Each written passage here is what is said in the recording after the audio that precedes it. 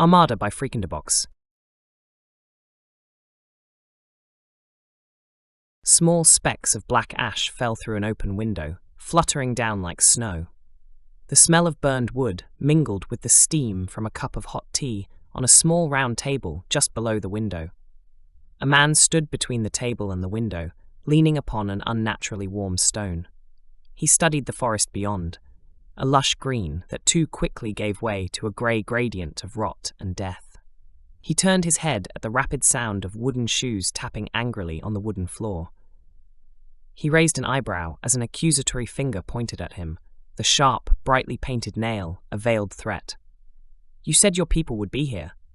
The voice, normally soft and feminine, was tired and rough. "I see no army, no warriors, no promised salvation from the rot that comes to consume us." The voice had more gusto now, packed with a heat that the man felt radiating from the figure. "Was my counsel right in telling me not to trust you? Was I duped by a trickster?" The voice, like the forest, fell to nearly nothing. The heat didn't dissipate. The man turned to fully face the figure before him. Her dress was a soft green, a sky blue sash with darker green lace accenting it. Her eyes, a deep forest green flecked with bright red, were intense. The man put his hands behind his back, standing with his head high and shoulders back. He gave his most professional smile and said, "Princess Mayna, I've been expecting you." He gestured to a chair next to the small table. "Sit with me." Princess Mayna considered the offer. The man before her was mysterious but had proven an asset to her kingdom.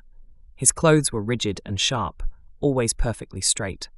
The shirt and pants were a deep blue lined with pure white. His light blue eyes were always so kind. She hesitated, letting go of some of her heat as she saw a hint of tiredness in them.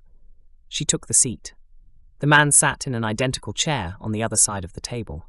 Mayna looked him in the eye, raising her eyebrows in expectation of an explanation. He looked down as a sad smile formed on his lips.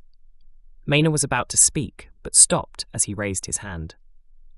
"I have not been entirely honest with you." Mayna's face turned from indignation to near rage, but the man kept talking. "My promise to you will be kept." He paused for a moment, meeting her furious gaze. "But if all goes well, you will not see any warriors. You will not see any weapons. Not at first, anyway." The building heat from Mayna lessened slightly, so he continued. "You know me as Will. My full name is Captain Erick Aaronson. If I were to explain to you the truth behind how I came to be here, and how I've been able to do the things I've done, I'm afraid you would get lost pretty quickly." Mayna interrupted, taking the words as a challenge. "I'm not some child who can't understand things." Her voice was low, her gaze intense. "Oh no, far from it," Captain Aaronson said, leaning back with a chuckle. "You have done things I cannot even comprehend, and you have witnessed some of the things I can do. I have mostly let you come to your own conclusions." William looked down again, the smile on his lips fading to a somber frown. "It's what happens next, after we reveal ourselves, that worries me." Mayna shook her head at his cryptic words. She pointed toward the forest and the black army gathering at its edge. The heat radiating from her grew, and the red in her eyes brightened. "You explain nothing, do nothing, and talk in riddles while an army marches toward us with nothing to stop them. Not even the forest I spent my childhood in. What does it matter if you reveal anything if we aren't alive to see it?" Captain Aaronson waved his hand dismissively toward the army. "The army is of no consequence. They will be destroyed as promised in—" He looked at his watch. "About 2 minutes." He looked out to the forest again, all traces of joy gone from his voice. All of them. Mayna's fire dissipated as a chill ran down her spine. She hadn't felt this way about Captain Aaronson since the first day she met him and saw him fight his way out of impossible odds. She still didn't know how he did it. "You say you are a captain. I see no ship and no water to float it," Mayna said. "My vessel does not travel through water." Captain Aaronson answered.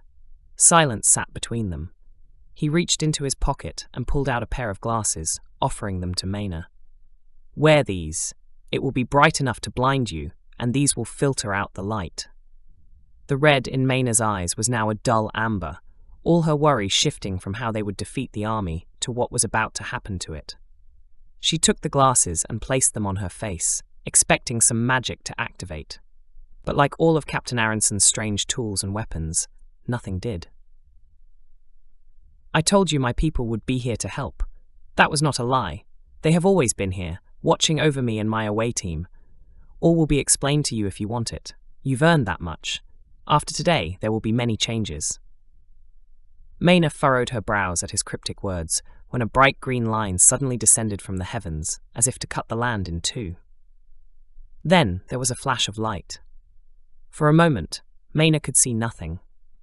She hadn't even had time to be thankful for the glasses when the light faded, leaving behind an angry tower of smoke and fire in its wake. She jumped from her chair at the sudden boom. Covering her ears as they rang and the castle shook beneath her, she steadied herself as the floor stilled. She looked toward Captain Aaronson. He was still sitting there, watching the rising tower of smoke. The accusation she had ready for him died on her tongue when she saw his face. That was the concentrated high-energy laser pulse, fired from the SS Lightbeam, the flagship of the Armada that sits above your planet as we speak. He turned to look at Mayna, almost amused at her confounded expression. You should go to your people now. They could use a calming presence. Mayna didn't respond, but noticed the sounds of panic through the walls of the room. Captain Aaronson stood up and said, I have work to do too. He walked past her, touching her shoulder as his voice softened to a whisper. I'm sorry you had to see our power this way. You've only seen the surface. He finished, walking out of the room. The end. Like and subscribe for more content.